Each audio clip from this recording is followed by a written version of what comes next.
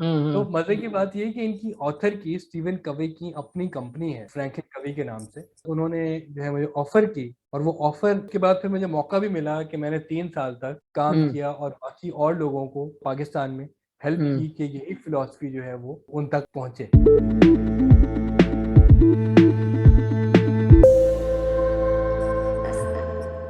जी, अस्सलाम वालेकुम इमरान, क्या हाल है?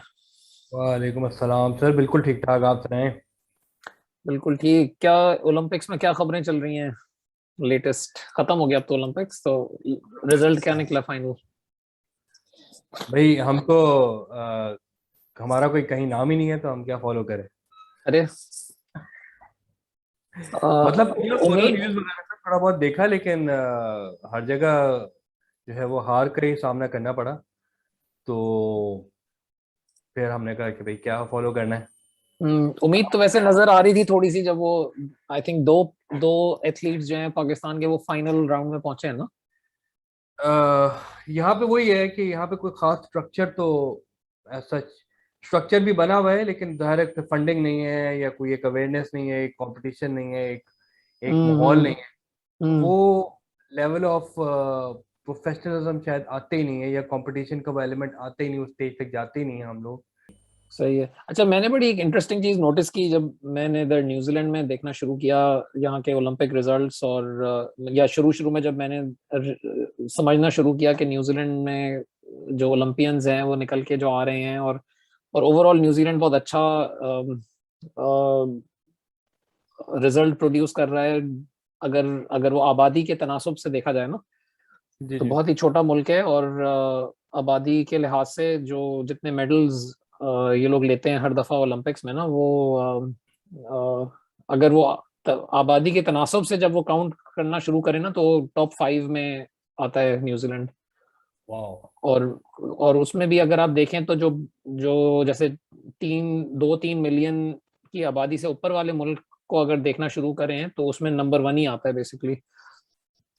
अगर वो पर कैपिटा मेडल्स जब निकाले ना न्यूजीलैंड में, तो उसको जब मैंने थोड़ा सा अ, और ज्यादा गहराई तो नहीं कहना चाहिए, क्योंकि बहुत ज्यादा गहराई में भी नहीं देखा, लेकिन जब मैंने थोड़ा सा फॉलो करने की कोशिश की कि भाई ये इतना फर्क क्यों पड़ रहा है, तो उसमें जो एक मुझे चीज नजर आई वो ये नजर आई कि मैं समझता था कि वो सिस्टम है और वो चीजें हैं आपके आसपास जो कि इतना आपको हेल्प कर रही हैं।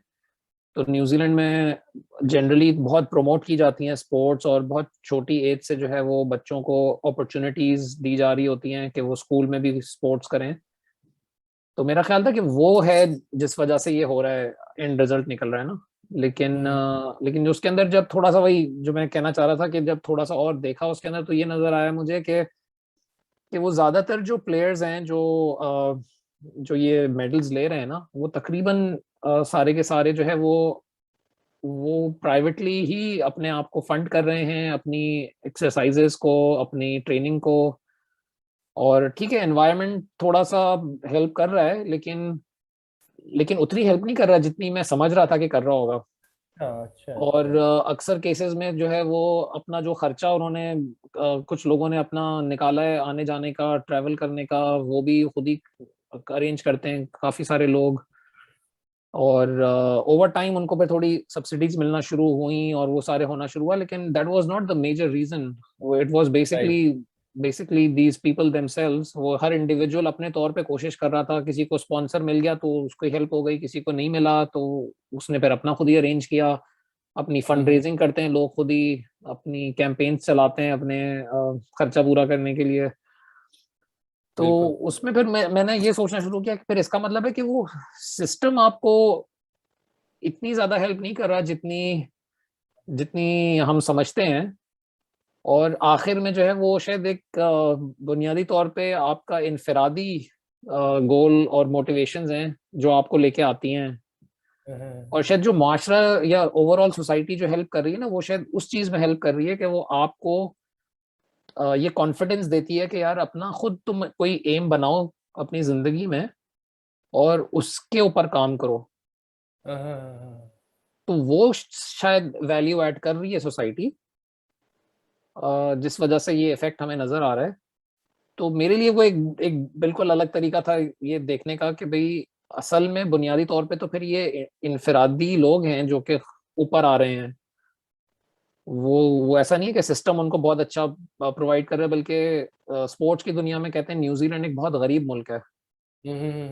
तो यहाँ पे क्रिकेटर भी जो है वो बसों में, मतलब जो नेशनल टीम के क्रिकेटर्स हैं वो अपनी ट्रेनिंग के लिए भी अगर जा रहे होते हैं तो वो बस में पब्लिक ट्रांसपोर्ट में बैठ के जा रहे होंगे, या अगर गाड़ी भी उनकी होगी तो कोई पुरानी सी गाड़ी होगी उनकी। कोई बहुत अय्याशी में नहीं रह रहे होते प्लेयर्स। शायद वो आईपीएल वगैरह में जाने के बाद बहुत पैसे मिलना शुरू हो गए हैं इन सबको। लेकिन उसके अलावा जो जो नेशनल इनका बोर्ड है, क्रिकेट बोर्ड, वो बहुत ज्यादा पैसे नहीं देता इन लोगों को, और बड़ी मुश्किल से ही ये लोग खेलते हैं। लेकिन वो पैशन है जिसकी वजह से थोड़ा बहुत कर पाते हैं ये लोग जो भी कर पाते हैं। तो आई टोटली एग्री। इस बारे में क्या ख्याल है कि ये इनफिरादी जिम्मेदारी ज्यादा है या? मेरी तो महेश भाई पूरी जिंदगी का अगर लब्बो लबाब देख लेना तो वो आधी जिंदगी वेस्ट हुई है, और आधी जो बनी है वो हम्म। इसी वजह से बनी है कि वो at the end of hmm. The day self reliance ही है। और मैं अच्छा। आपसे बिल्कुल 100% एग्री कर रहा हूँ इस चीज पे हम्म। कि बंदा जो आगे जाता है वो वही जाता है जो despite of lack of hmm. Resources hmm. वो काम करता है, और फिर खुद ही वो निकालता है रास्ते। ठीक है। बिकॉज रिसोर्सेज की अवेलेबिलिटी भी एक तरह से थोड़ा सा बंदे को, वो जो एक होता है ना कि स्ट्रगल, वो उसकी वो आदत नहीं डालता है जो बेसिकली कंपेरेटिवली अगर कोई स्ट्रगल करके वो आगे निकल रहा है, दीवारें तोड़ रहा है और वो कर रहा है। आई थिंक स्पोर्ट्स में से बड़ा जरूरी है। मैं तो हम्म। वो कह रहा था कि वो आप एक लेवल तक पहुंच जाते हैं, हम्म। उसके बाद जो है फिर आपको जरूरत होती है, मतलब आप सही साइंस है। 10 किस्म की चीजें हैं, नोबेल प्राइज विनर्स को आप देख लें, वो क्यों हम्म। डेवलप्ड कंट्री से निकलते हैं? बिकॉज सिस्टम उनको ऐसा प्रोवाइड कर रहा होता है। बाकी ये हम्म। इंडिविजुअल लेवल पे तो definitely there shouldn't be any excuse. और हम्म। मेरा अपना मतलब मैं आपको बताऊं कि बड़ा ब्रीफली कि एक्चुअली मेरा जो चाइल्डहुड था, आई वाज द एल्डेस्ट, और फिर hmm. My father had a very strong personality, and hmm. Because I was the eldest, तो एटलीस्ट आई फेल्ट के he had a lot of expectations from me. Hmm. फिर थोड़ा सा सख्त मिजाजी भी थी। हम्म। तो वो शुरू से ही ना एक पर्सनल डेवलपमेंट का मुझे एक थोड़ा सा कीड़ा है, जैसे कहते हैं ना ऑब्सेशन, ठीक है। वो क्रिएट हो गया था कि यार मैंने कुछ हम्म। बन के दिखाना है। I don't want to be a black sheep in the family. ठीक है। तो बट अनफॉर्चुनेटली ना स्कूल में कोई ऐसी ट्रेनिंग है, ना कहीं इन्वायरमेंट में ऐसी कोई बातें थी। तो हम्म। ये को 18-20 साल तो ऐसे ही मेरे निकल गए, ठीक है। जिसमें मुझे लगा कि मतलब मैं जितना इम्प्रूव करने की कोशिश कर रहा हूँ, एक क्विक सैंड वाला इफेक्ट आ रहा है कि उतना ही मैं जो है वो ढसा जा रहा हूँ, अच्छा। गेटिंग बुलीड इन स्कूल, और समहाउ बस बेरली पास करना हम्म। ग्रेड्स हम्म। को। हम्म। और स्पोर्ट्स में भी शौक था मुझे, लेकिन कहीं कुछ स्टैंडिंग ही नहीं थी। तो बहरहाल हम्म। वो था। उसके बाद मुझे एक्चुअली एक बुक ने हेल्प की, जो अ, बहुत मशहूर है आजकल। तो बुक उस वक्त इतनी मशहूर नहीं थी, तो hmm. I stumbled upon it somehow. Book का नाम है 7 habits of highly effective people, Steven Steven Covey. Steven Covey की। Exactly exactly. तो वो एक्चुअली जब मुझे मिली ना, तो I think slowly and gradually जो है वो इट हैज, मतलब आई थिंक वो किताब अगर मेरी जिंदगी में ना होती तो उम्र के साथ, हम्म। जिंदगी के तजर्बों के साथ कहीं ना कहीं पहुंच के सीख तो जाता, हम्म। लेकिन जो चंद एक कामयाबी मैंने जिंदगी में हासिल की हैं अपने 15-20 साल के बाद की जिंदगी में, हम्म। वो आई थिंक उस किताब के बगैर मुझे नहीं लगता कि मैं हम्म। उसके कहीं भी करीब पहुंच सकता होता। हम लोग जो 15-20 साल तक बड़े होते हैं, या एक जब भी हमारी एक खुशमंदी में हम लोग एक्सपीरियंस करके अपनी प्रोफेशनल जिंदगी शुरू करने वाले होते हैं, या ड्यूरिंग एजुकेशन लाइफ भी, सबसे बड़ा मसला जो होता है ना वो ये होता है कि हमें कुछ दोस्तों ने चीज़ें बता दी, कुछ अब आजकल के ज़माने में यूट्यूब से देख ली, हम्म। कोई किताब पढ़ी हुई मिल गई, वहां से कोई चीज़ वो कर ली। सबसे बड़ा मसला जो होता है आई थिंक जो नौमरी में होता है, वो ये हम्म। होता है कि आपको जो है चीज़ें सारी पता होती हैं बिट्स एंड पीसेस में, लेकिन एक स्ट्रक्चर नहीं पता होता। जो इस किताब ने, जब मैंने सबसे पहले जो किताब उठाई थी, मुझे अभी भी याद है, मुझे ये याद नहीं है कि किस तरह से ये किताब मुझे मिली थी, लेकिन ये बड़ी अच्छी तरह से याद है कि जो मुझे जो खुशी हुई थी ना उस वजह से हुई थी कि यार ये जितनी भी चीजें बता रहे हैं इसमें आधी से ज्यादा चीजें मुझे पता है, लेकिन इन्होंने ये बड़ी क्लियर कर दी है चीज कि बेटा पहले ये करोगे, उसके बाद ये जो है ना बाकी जो 20 चीजें हैं वो बाद में आएंगी, फिर दूसरी ठीक है। चीज, फिर बाकी 19 चीजें, फिर तीसरी चीज। तो एक स्ट्रक्चर दे दिए। ठीक है। तो स्ट्रक्चर दे दिया, उसके अलावा एक मतलब एक एक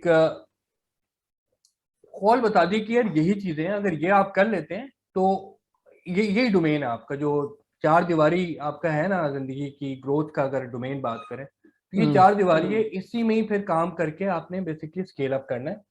तो आई थिंक सबसे इम्पोर्टेंट चीज जो है वो ये है कि एक स्ट्रक्चर दे दिया इसने। तो हाँ, स्ट्रक्चर दे दिया उसने, लेकिन वो स्ट्रक्चर किस चीज का दिया उस चीज ने, किताब ने? पहली हैबिट्स में भी ब्रेक डाउन किए हैं, चार पांच चीजें बताई हैं, फिर दूसरी हैबिट में चार पांच चीजें बताई हैं, तीसरी हैबिट में चार पांच चीजें बताई हैं।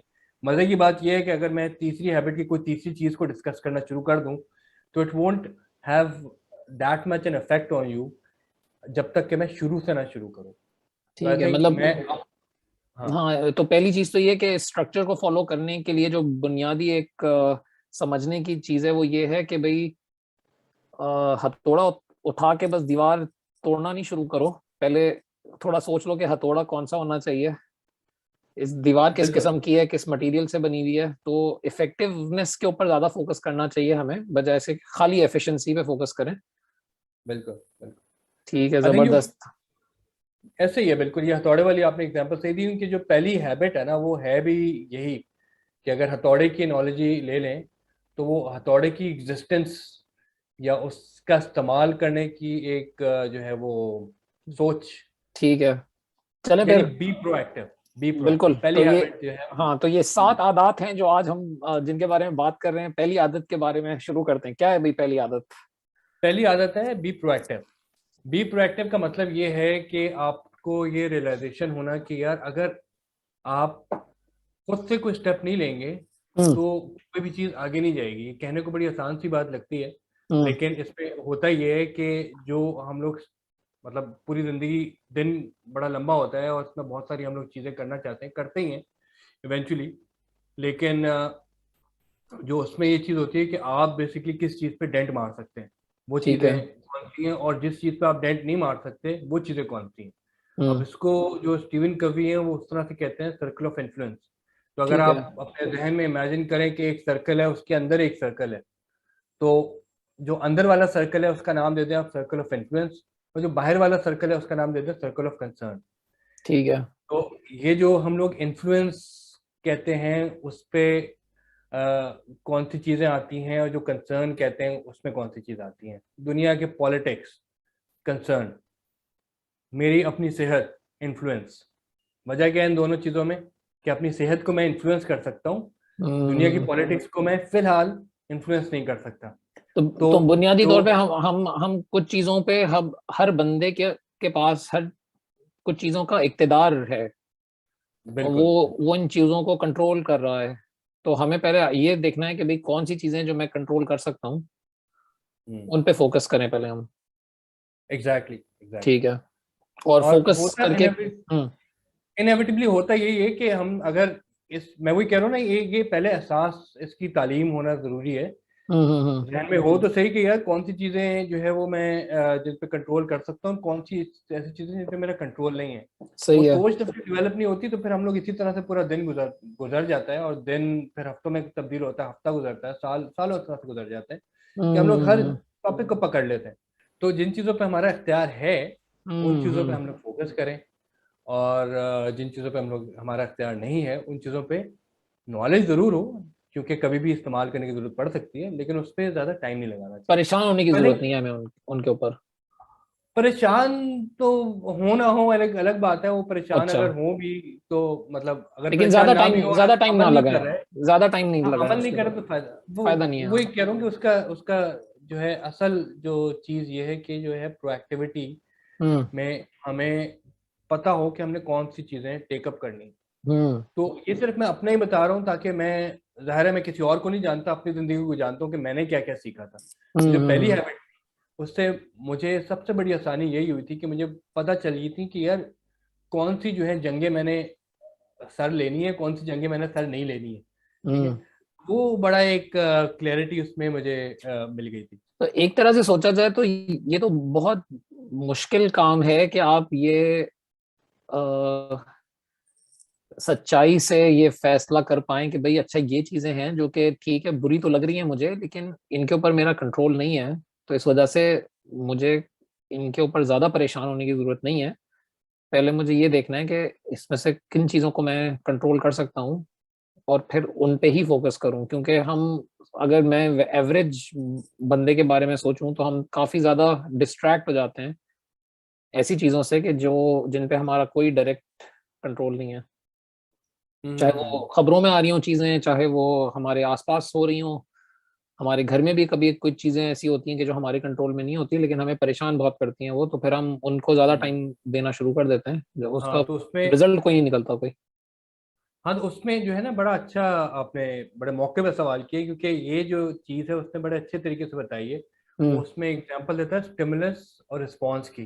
तो हम्म हम जब भी कोई चीज़ हमारे साथ हो रही होती है तो वो एक स्टिमुलस होता है और उस हम्म पर हम लोग रिएक्ट करते हैं। हम्म आग लग गई, एक स्टिमुलस है, और आग के बाद क्या करना है, उसको बुझाना है या भागना है, वो एक हम्म रिस्पॉन्स है हमारा। ठीक है, हम्म तो हम्म ये सिचुएशन हर जगह पे आती है। तो आई हम्म थिंक वो जो आप बात कर रहे हैं वो उसी का ही पार्ट ही है, कि एक चीज के 10,000 तरीके हैं रिस्पॉन्स करने के। तो वो जो इन्फ्लुएंस वाली मैं बात कर रहा हूँ ना, तो वो स्टिमुलस, वो कहता है स्टिमुलस और रिस्पॉन्स के बीच में एक गैप है, और उस गैप का नाम है फ्रीडम ऑफ चॉइस। तो ये हमारे इख्तियार में है कि हम उसको रिस्पॉन्ड कैसा करते हैं। गलतियां होंगी, लेकिन उस गलतियों से सीखेंगे। बात वही है ना कि सबसे पहले रियलाइजेशन हो कि यार ये स्टिमुलस तो हो गया है, इसका रिस्पॉन्स मेरे इख्तियार में अब क्या क्या चीजें हैं, मैं क्या क्या कर सकता हूँ। तो ठीक वो हो गया। इस तरह से इन सारे जिंदगी के चैलेंजेस को, छोटे बड़े जो है, वो तरीका उसने बताया कि यार ये तरीका ये होना चाहिए जो हम्म कि आपको इफेक्टिव बनाएगा। हम्म हाँ। जबरदस्त। चलें, ये हो गई पहली आदत कि हमें और अपना इसमें दायरा इख्तियार मुतय्यन करना है। क्या बात है सर, आपकी जबरदस्त है। ये तो खैर। दायरा इख्तियार हाँ। मुतय्यन करने के बाद आपने जो है वो, उससे सेकंड हैबिट है। हम्म सेकंड हैबिट ये है कि keep the and in mind. जब तक आपने मंजिल डिसाइड नहीं की हुई, हम्म जब तक आप जो है, फिर वो एक अंग्रेजी में एग्जाम्पल है, rolling stone gathers the moss. तो हम्म आप इधर उधर भटकते रहेंगे, लेकिन आपको ये जो मॉस है ना वो आपको नहीं लगेगी, यानी ये हम्म आपको कोई काम नहीं लगेगा। कि नॉर्मल जो बंदा होता है वो माँ बाप के स्क्रिप्ट पे चल रहा होता है, अपने दोस्तों के स्क्रिप्ट पे चल रहा होता है, अपने बॉसेस के स्क्रिप्ट पे चल रहा होता है, क्योंकि उसका अपना स्क्रिप्ट बना हुआ नहीं होता। और अगर बना हुआ होता है तो वो उस पर अमल नहीं कर रहा होता।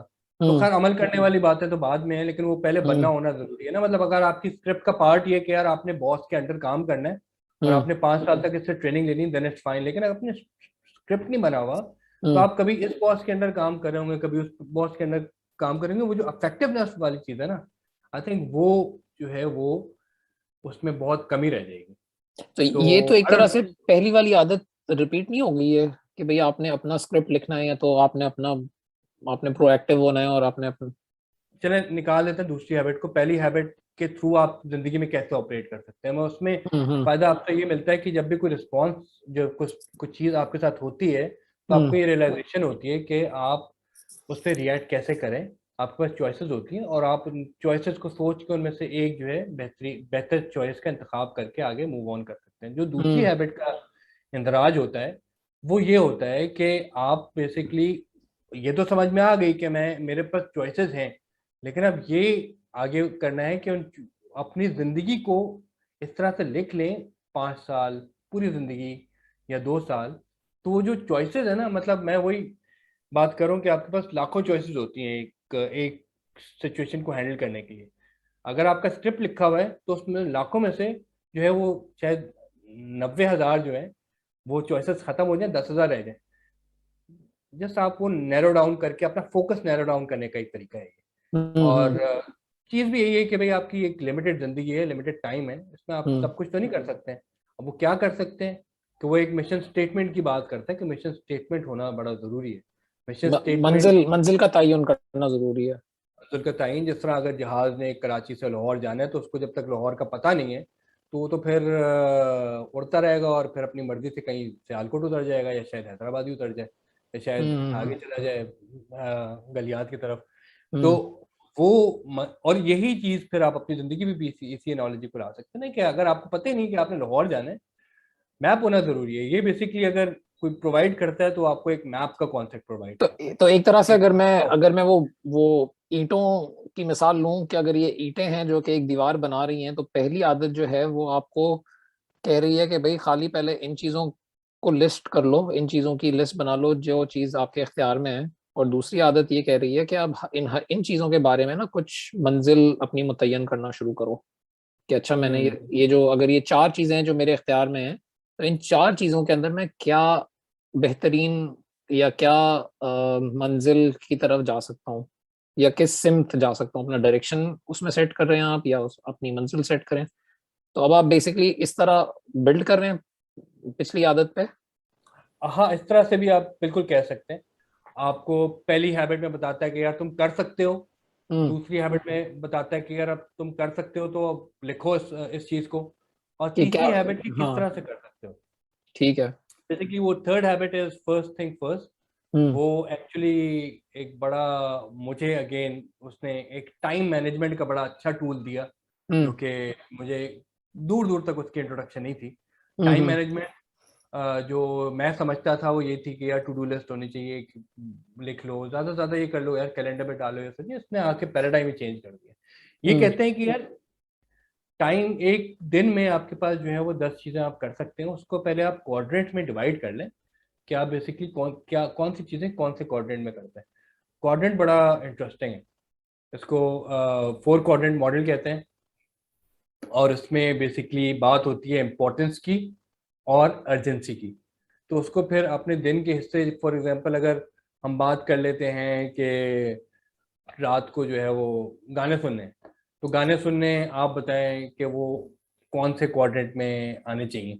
हम्म। क्वाड्रेंट क्वाड्रेंट को छोड़ देते हैं बिकॉज अभी इंपॉर्टेंट होगा, मतलब ये आप इम्पोर्टेंट और अर्जेंसी के उसमें सोचें कि क्या हम्म। है, ये इंपॉर्टेंट है या अब भाई अर्जेंट है। वो फैसला कैसे करें हम कि ये इम्पोर्टेंट है कि नहीं है। सवाल अच्छा किया है कि वो डिपेंड करता है ना फिर किस मौके पे आप सुन रहे हैं।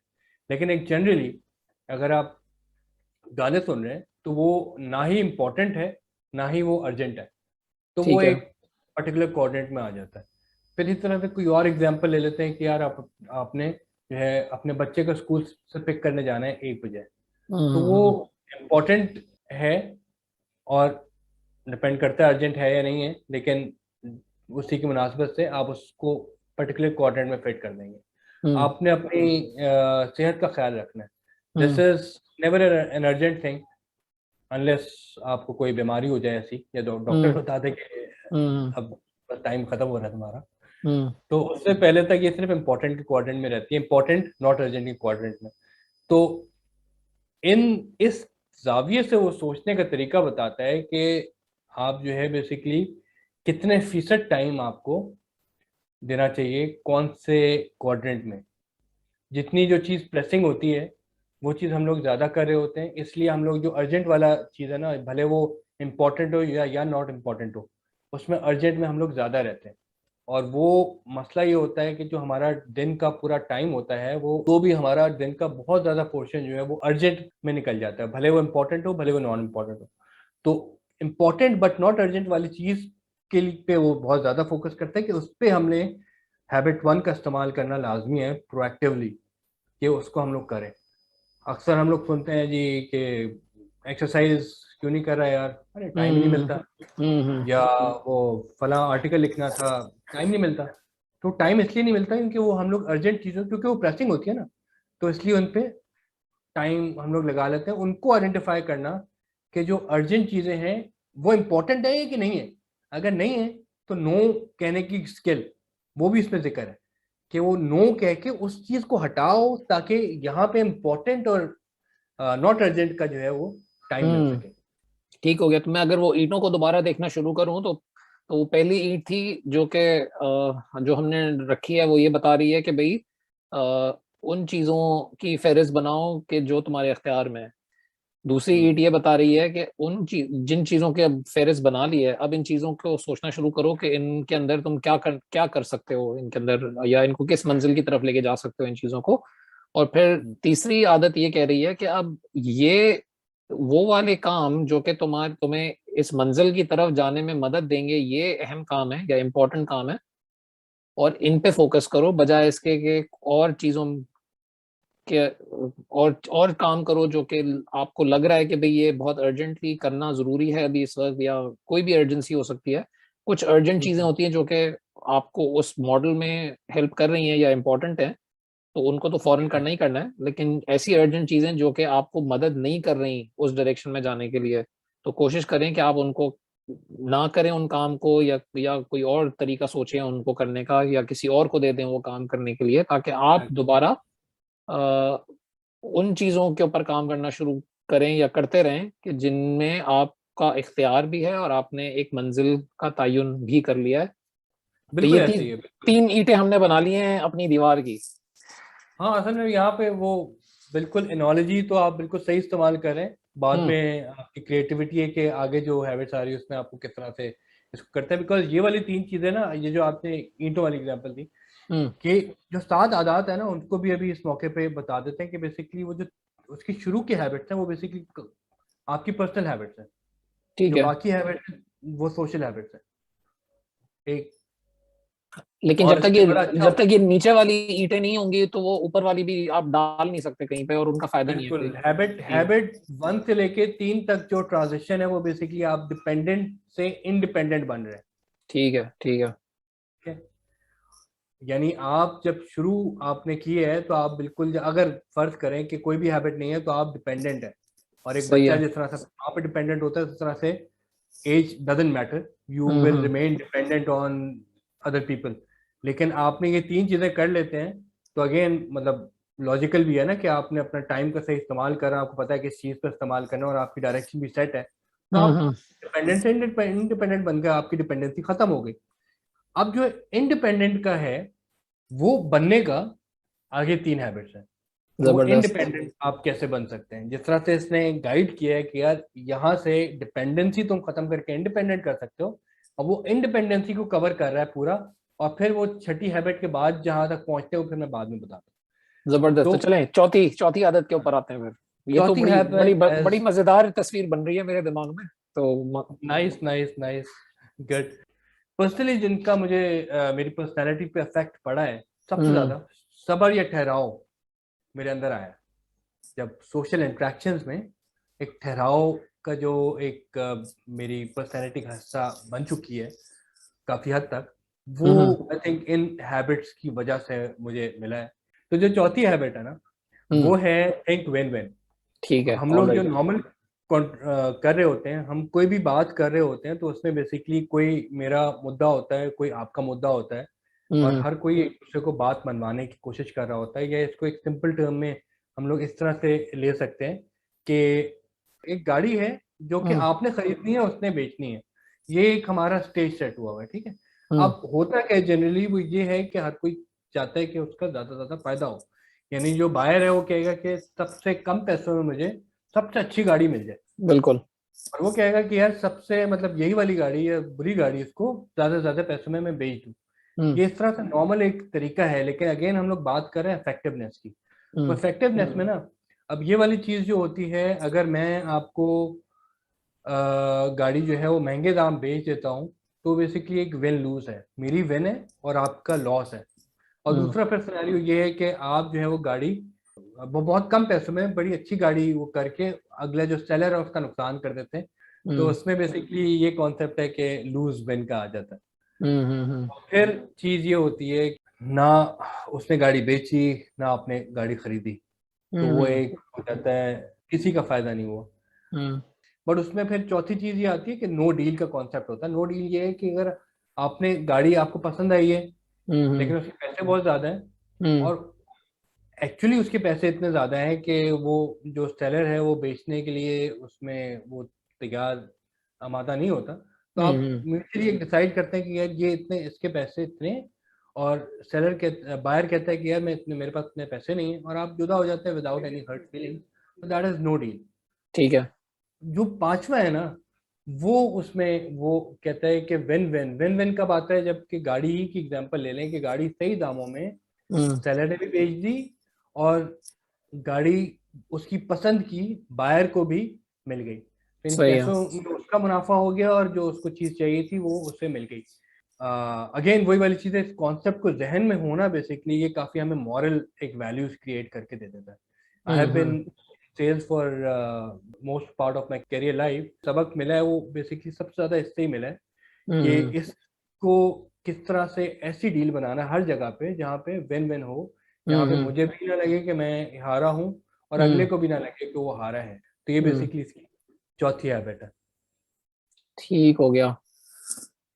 तो एक काम करते हैं, पांचवी पे चलते हैं, और पांचवी छठी जब आ जाएंगी तो फिर हम उस वो जो ईंटों को हम जारी रखा हुआ है हमने, फिर हम जी, उनकी देखेंगे तसलसल किस तरह बन रहा है उनका। तो अगली बिल्कुल हैबिट ठीक। पे आते हैं, पांचवी हैबिट। अगली हैबिट इज अगेन बड़ा मेरे सोचने के तरीके पे बड़ा अफेक्ट पड़ा, बिकॉज ये चीज़ें आम तौर पे नहीं समझाई जाती हैं, which is seek first to understand then to be understood.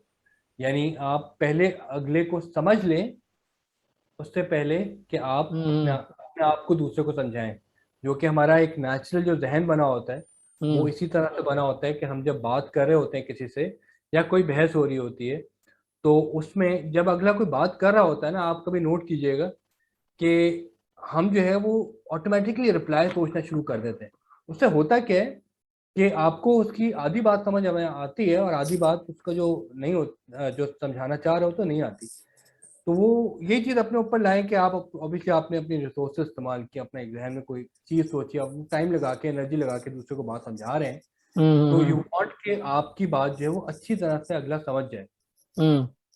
तो बजाय इसके उसी तरह से आप अगले की बात भी समझें जिस तरह से आप अपनी बात दूसरे को समझाना चाह रहे हैं। हम्म। ये होती है एम्पैथिक लिसनिंग। ठीक है। हमने हमने सिंपैथी का तो नाम बहुत सुना हुआ है, लेकिन हम्म। एम्पैथी का लफ्ज जो है उतना ज़्यादा नहीं सुनने में आता। हम्म। सिंपैथी और एम्पैथी में जो फर्क है वो ये है कि सिंपैथी एक होती है तरस खाना, कि मैं आप हम्म। पे तरस खाऊं, और एम्पैथी ये होती है कि मैं आप पे तरस नहीं खाऊं, आपके बल्कि to to to put in an analogy, to hmm. Be in your shoes, कि जो ठीक है। आपने जिस तरह से मतलब आप जो कह रहे हैं वो तो कह रहे हैं, लेकिन आपकी सिचुएशन में आपकी कॉन्टेक्स्ट में आके चीज सोचो कि यार आप जो हम्म। बात कर रहे हैं उसका बेसिकली माने क्या है। अगर मैं वो बात कर रहा हूँ तो मुझे हम्म। जरूरी है कि आप ही का मेरा बैकग्राउंड हो सोशो इकोनॉमिकल भी, और आप ही की मेरी जो है वो तालीम हो या और चीजें हो, ताकि मैं आप जिस जाविये से बात करें वो भी समझूं। जब ये मैं ठीक है। समझ जाऊंगा तो मेरे लिए भी जवाब देना उसका ज्यादा अच्छा होगा, बिकॉज मैं समझ ज्यादा चीज जगाऊंगा, और आपको भी ये फीलर मिलेगा कि मेरी आपने अपनी बात कंप्लीट कर ली है। इसका एक और तरीका ये भी होता है कि जो आपने बात की है हम्म। उसको मैं रिपीट एक दोहरा दूं, ताकि हम्म। आपको पता चले, और आपसे मैं पूछ लूं कि दोहरा के कि यही बात करना चाह रहे हो, ताकि वो, तो ये इसके तरीके हैं। लेकिन the biggest take away from this habit is के एक एम्पैथी का कॉन्सेप्ट आपको बताता है। हम्म। हम्म। सबसे पिछली वाली हैबिट थी वो ये थी कि आपने जो सोचना है वो बेसिकली विन विन सोचना है, विन विन या फिर नो डील। और ये वाली हैबिट जो पांचवी हैबिट है, कि आप बात अगले की समझें पहले पूरी, उसके बाद फिर अपना जवाब दें।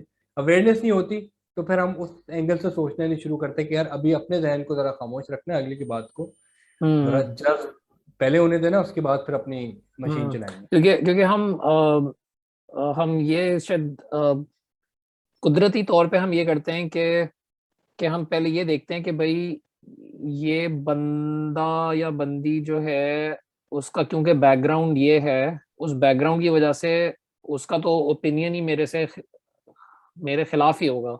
या हम पहले से सोच लेते हैं कि भाई कि ये क्योंकि फलाने ग्रुप से ताल्लुक है इसका, तो ये तो यही बोलेगा जो जो कि मैंने अग्री करना ही नहीं है उसके ऊपर ना। और मैं पहले से ये हाँ, सोच लेता हूँ, और फिर जब मैं किसी की बात सुन रहा होता हूँ तो मैं इस चीज को ज्यादा वैल्यू देता हूँ कि कौन कह रहा है। मैं ये नहीं वैल्यू देता इस बात को कि वो क्या कह रहा है।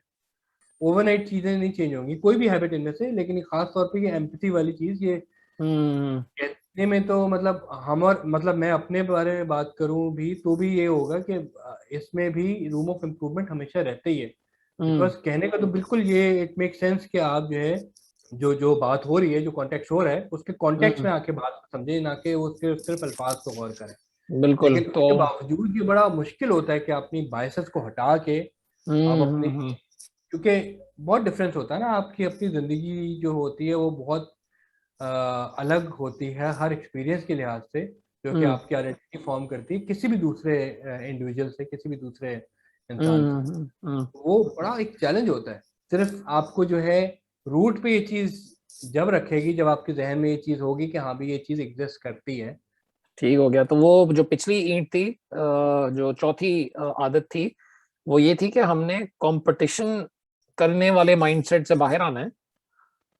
और वो शायद माशरे में आमतौर पे ज्यादा हो रहा होता है, क्योंकि जिस तरह का माशरा हम सारी दुनिया में हमने बना लिया है, उसमें कंपटीशन एक बुनियादी एलिमेंट है उसका ना, कि अगर वो एक नौकरी आई है और उसके ऊपर 10 लोग अप्लाई करेंगे तो एक को मिलेगी नौकरी और बाकियों को नहीं मिलेगी। हाँ तो वो नेचुरली हम जो है वो बहुत कॉम्पिटिटिव हो जाते हैं हर चीज में ना। हाँ तो वो कंपटीशन है तो पॉजिटिव चीज, लेकिन जो इफेक्टिव लोग होते हैं या जो सक्सेसफुल लोग होते हैं, उनके अंदर ये कॉमन एक आदत होती है कि वो कंपटीशन से बाहर आ जाते हैं, वो कंपटीशन के अलावा सोचना शुरू कर देते हैं। और वो ये सोचना शुरू कर देते हैं कि भाई ऐसा क्या अरेंजमेंट है कि जिसके अंदर सबका फायदा हो। हम्म तो ये वो चौथी ईंट हमने रखी है, और उसकी बेसिस पे हमने ये अगली ईंट जो पांचवी वाली ईंट रखी है, वो हमें ये कह रही है कि जब आप उस माइंडसेट से आ जाएं कि भाई अब आपने सबको सबको जिताना है, अकेले नहीं जीतना, और उस माइंडसेट के बाद अब आप कोशिश करें कि आपने दूसरे का पॉइंट ऑफ व्यू कैसे समझना है और दूसरे की बात कैसे समझनी है। बिल्कुल एग्जैक्टली ऐसे ही, एग्जैक्टली ऐसे जबरदस्त ही। जबरदस्त। दूसरे पार्ट की आखिरी हैबिट, जो छठी हैबिट है, वो है सिनर्जी। यार अगेन ये भी बहुत ही माइंड ब्लोइंग चीज है कि हम्म आप समझते हैं कि मतलब ये बड़ी अच्छी एग्जांपल देता है कि यू थिंक कि 1+1 is 2, hmm. Actually 1+1 can be 11, can be 111, can be 1000। जिस तरह से आपकी एक बॉडी है, उसमें एक हम्म दिल अलग काम कर रहा है, गुर्दा अलग काम कर रहा है, और बाकी जितने भी ऑर्गन्स हैं वो अलग अलग काम कर रहे हैं। तो वो अलग अलग काम कर रहे हैं। दिल का धड़कना जो है वो खून पहुंचाना काम है, वो कर रहा है। हम्म लंग्स जो है बेसिकली आपकी सांस वो कर रहे हैं, वो एक अलग काम है। किडनी जो है आपका खून साफ कर रहे हैं, बिल्कुल अलग काम है। लेकिन ये जब तीनों और बाकी ऑर्गन्स मिलते हैं, तो आपका ये जो इंसान जो वजूद में आ रहा है ना, ये वो है। इफेक्टिवनेस के एंगल से देखा जाए वो फिर तो बड़े जो बड़े दिल काम कर की, सकता है वो। जी बिल्कुल, दिल की अलग जो इफेक्टिवनेस थी, गुर्दे की अलग इफेक्टिवनेस थी, इसका सम जो हमने किया है वो कहीं ज्यादा है हम्म। ऑर्गन्स के इंडिविजुअल वो होने से। तो बिल्कुल इसी बिल्कुल। तरह से जब सोशल एंगल में मैं और आप जब मिलके काम कर रहे होते हैं, तो आपकी एक अलग स्ट्रेंथ होती है, मेरी एक अलग स्ट्रेंथ होती है। हम्म तो मैं और आप मिलके वो काम कर सकते हैं कहीं ज्यादा इफेक्टिवली, जो मैं या तो इंडिविजुअल कर सकूं, वो आप इंडिविजुअल कर सकें, उससे कहीं ज्यादा इफेक्टिवली। टीम वर्क के लिए एक प्रोफेशनल एनवायरनमेंट में हमें सिनर्जी का लफ्ज बहुत सुनने को मिलता है कि हम्म एक सिनर्जी बड़ी होनी चाहिए, वो सब चीज़ें। लेकिन एक्चुअली उसका मतलब ये है कि एक दूसरे की स्ट्रेंथ्स को कॉम्प्लीमेंट करके फिर हम्म चलना। हम्म हम्म और ये फिर मेरी खैर बात की ज़िंदगी में बड़ा ही हेल्प की, जब मैंने टीम बिल्ड करना शुरू की, जो मेरी टीम के पार्ट होते थे, उसमें हम्म। काफ़ी हेल्प हुई कि कौन सी स्ट्रेंथ के बंदे मैंने उनका किस तरह से मिक्स रखना है। यानी सही एक है। बंदे की अगर स्ट्रेंथ है तो दूसरा बंदा मुझे फला किस्म का चाहिए, तीसरा बंदा मुझे फला किस्म का चाहिए। तो जो हम्म टीम है वो काफ़ी इफेक्टिव हो जाती थी इस वजह से। तो हम्म ये एक छठी हैबिट का बहुत मुख्तसर एक लुब्बो लुभाव है। लेकिन हम्म आई थिंक ये जो 3 हैबिट्स हैं, जिस तरह से उसने हमें पहली 3 हैबिट्स में को हमें डिपेंडेंट से इंडिपेंडेंट करने में मदद की है, यहाँ से वो जो है इंडिपेंडेंट से इंटरडिपेंडेंट की तरफ हमें ले जाता है। सही। यानी आप डिपेंडेंट थे पहले, इंडिपेंडेंट हो गए।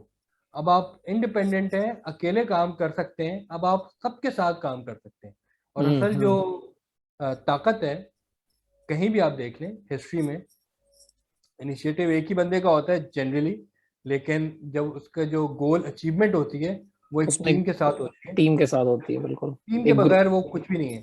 हालांकि हम्म इटसेल्फ बड़ी स्ट्रॉन्ग चीज होती है, it takes a very powerful independent hmm independent person to hmm come up, to have a courage के वो कोई इस तरह की चीज सोचे या करना शुरू करे, जिसमें जो है वो दुनिया चेंज करने का जो है वो पोटेंशियल मौजूद हो, लेकिन कभी कोई आपको एक एग्जांपल भी नहीं मिलेगी जिसमें उस टीम के बगैर उसने वो जो है वो मार्का अचीव किया हो।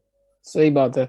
चाहे वो हाँ क्रिकेट की टीम हो, चाहे वो कोई म्यूजिक बैंड हो, या चाहे इवन आपको वो आखिर में एक सिंगर अकेला नजर आ रहा हो और स्क्रीन पे, लेकिन उसके पीछे भी बीसियों लोग होते हैं जो उसको वहां तक पहुंचाते हैं, कैमरामैन से लेके साउंड इंजीनियर से लेके जिन लोगों ने म्यूजिक बनाई है उस गाने की, या लिखा है गाना या शायरी की है वगैरह वगैरह। और बिल्कुल। चाहे वो पूरी पूरी गवर्नमेंट्स हों, या चाहे पूरे पूरे मुल्क हों, या वो कोई सोसाइटी का कोई और ग्रुप हो, वहां पे ये वाली चीज आपको नजर आती है कि जहाँ पे भी कामयाब चीजें नजर आती है, वहां पे लोग एक दूसरे की जो जो खूबियां हैं उनको बेहतरीन तरीके से मिला के इस्तेमाल कर रहे होते हैं। बिल्कुल। और क्योंकि इंसान जो है वो हर इंसान के अंदर कोई ना कोई ऐसी चीज होती है कि जो दूसरों से बेहतर होती है उसके अंदर ना। तो जहाँ पे हम सब मिलके अपनी अपनी स्ट्रेंथ्स के ऊपर काम करना शुरू करें, तो बैट्समैन जो है वो बैटिंग ही करे, और बॉलर जो है वो बॉलिंग ही करे, विकेट कीपर हम्म, विकेट कीपिंग ही करे, और कैप्टन कैप्टनसी करे। बस ये है जी, बस बिल्कुल तो ऐसे। और कोच जो है वो कोचिंग करे, मैनेजमेंट अच्छी करे, वगैरह वगैरह। हाँ, बिल्कुल ये करे, और फिर इसकी अंडरस्टैंडिंग हर किसी को हो, बिल्कुल बिल्कुल। तो उससे बड़ा फर्क पड़ता है। इंस्टेड ऑफ मतलब हम किसी की कमजोरी को वो कमजोरी समझ के हम उसको नकम्मा का एक लेबल या उस तरह से दे सकते हैं। अगर ये अंडरस्टैंडिंग होती है टीम में ही, हम्म तो उसकी स्ट्रेंथ, तो हमें पता चलता है कि यार ये इसकी कमजोरी है, तो उसको निकम्मा की वो नहीं है, वो जहाँ पे कवर कर सकता है उसकी स्ट्रेंथ को देखो, नंबर वन। नंबर टू, जहाँ पे ये नहीं कर सकता, निकम्मा है, तो हाँ उसको इस्तेमाल ही ना करो, वो कहीं किसी और की स्ट्रेंथ होगी वहां से बोरो कर लो। तो बिल्कुल। इस तरह से वो एक कंप्लीट जो इफेक्टिवनेस है उसमें सारे एलिमेंट जो चाहिए वो आपको इन होल सब मिल जाते हैं, but from hmm. Not not not from a single individual. ठीक हो गया। तो इस छठी आदत को हम ये कह सकते हैं कि एक और एक 11। एक और एक 11, तो दो ये हो नहीं गई है, हमारी, और एक 11। हाँ, छठी छठी ईंट हमने डाल दी, जो हमने बाकी 5 ईंटें अभी तक रखी हैं।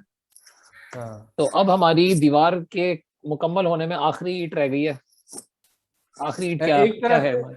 हम्म। हाँ हाँ, एक तरह से दीवार मुकम्मल हो चुकी है, ठीक है। लेकिन जो उसकी मेंटेनेंस है ना, वो अच्छा। बेसिकली सातवीं हैबिट है। ठीक है। सातवीं हैबिट के शार्पनिंग द सॉ।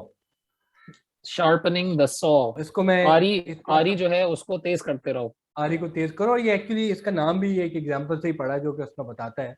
एक लकड़ी काटने वाला अपनी हम्म आरी से लकड़ी काट रहा है, हम्म दूसरा बंदा आता है, कहता है कि यार ये आरी तुम्हारी कुछ शार्प नहीं नजर आ रही, ये हम्म। लकड़ी कैसे काटने कटेगी के ये? बजाय तुम इसको शार्प कर लो। तो कहता है भाई नहीं, मैं टाइम नहीं है मेरे पास।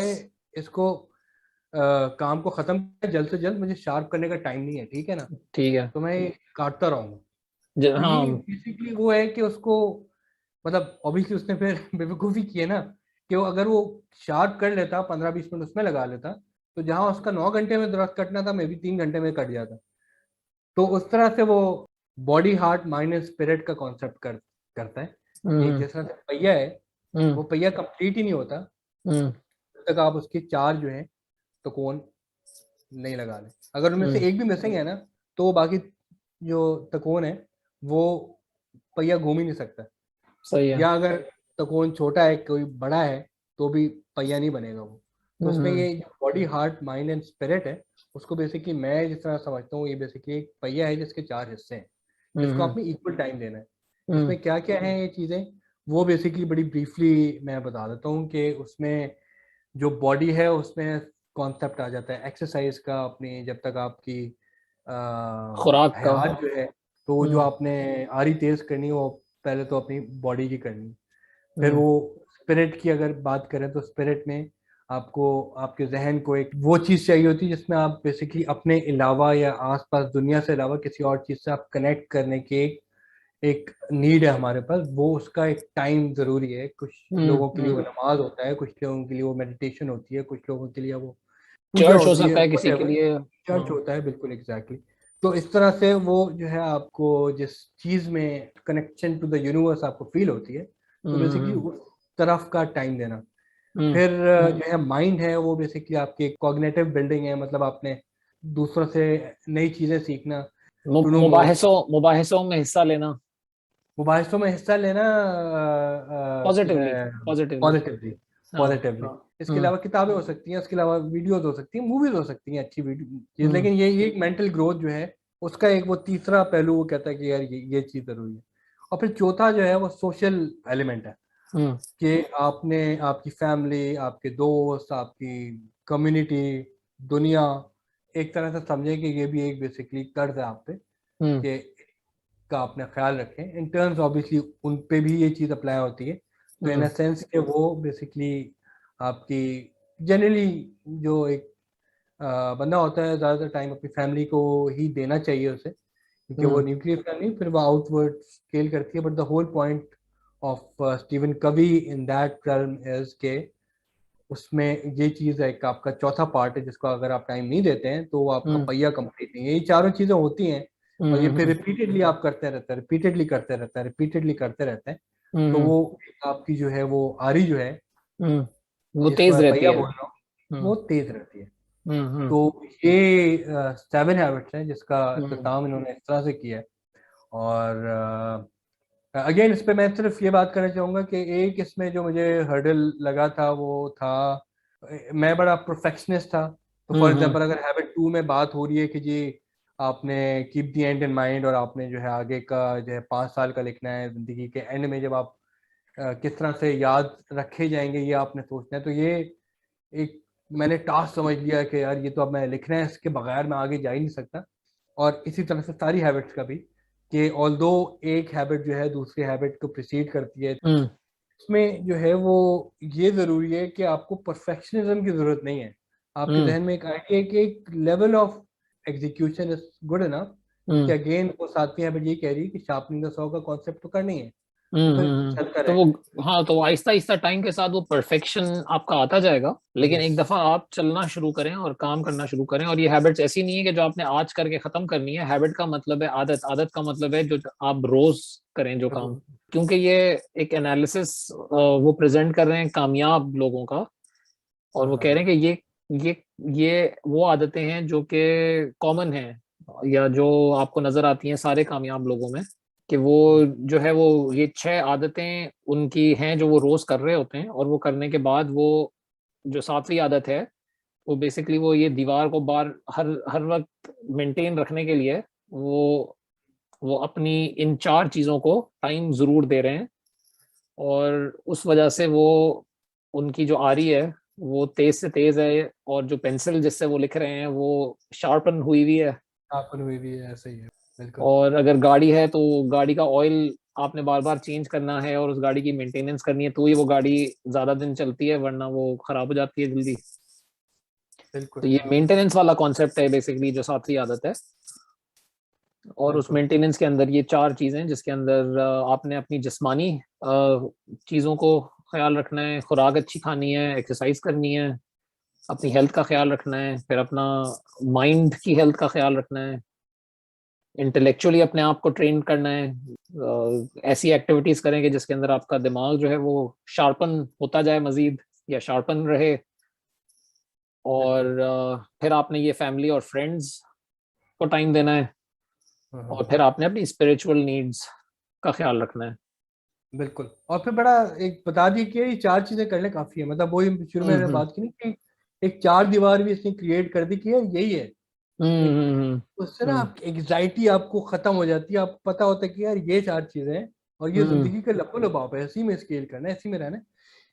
इसमें बड़ी इंटरेस्टिंग बात ये हुई कि जब मैं वो 18-20 साल का था, जब मैंने ये किताब पढ़ना शुरू की, तो डाउन द रोड 7-8 साल तक जब मेरी आइडेंटिटी बन गई कि यार ये तो इससे तो जब भी बात करो ये यही बातें करता है, इसके तो और कोई बात ही नहीं मिलती करने के लिए। हम्म तो हम्म मजे की बात ये है कि इनकी ऑथर की स्टीवन कवी की अपनी कंपनी है हम्म फ्रैंकलिन कवी के नाम से। तो मैंने वहाँ पे एक एप्लीकेशन दी और उसके बाद कुछ 6-7 महीने बाद मुझे रिप्लाई आया और हम्म, मेरा इंटरव्यू हुआ वहाँ पे। ठीक है। और इंटरव्यू वाज वेरी हेल्दी। तो वहाँ पे उस मीटिंग के बाद उन्होंने जो है मुझे ऑफर की, और वो ऑफर के नतीजे में मैंने पूरा अपना कैरियर शिफ्ट किया, because I wanted to, obviously ये किताब ही ऐसी चीज थी जो कि मैंने असल मानों में उस वक्त की जिंदगी तक एक मैंने हासिल की हुई थी। मेरी जो कॉलिंग थी वो बेसिकली यही थी।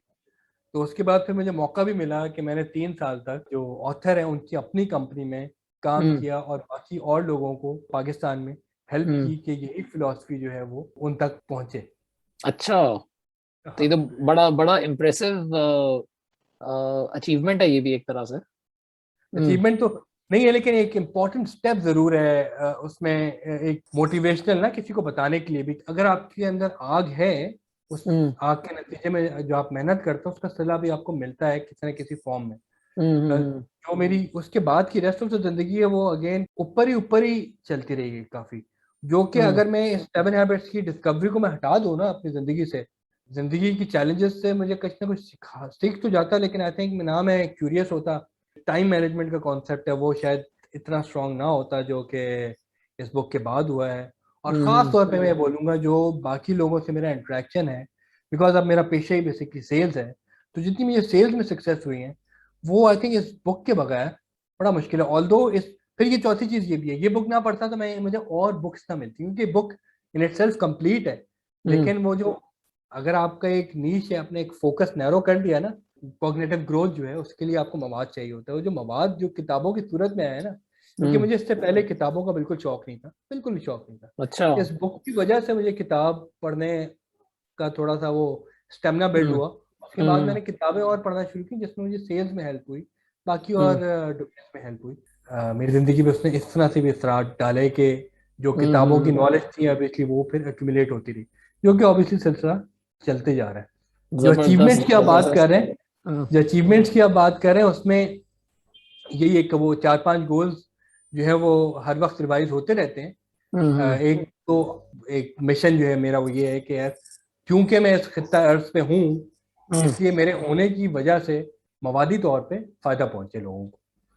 तो आई थिंक जो जो अचीवमेंट की वो चीज़ें वो तो अभी काफ़ी रहती हैं, लेकिन आई थिंक वो इसलिए है इस किताब की वजह से शायद गोल भी मेरे काफ़ी हाई सेट हुए हुए।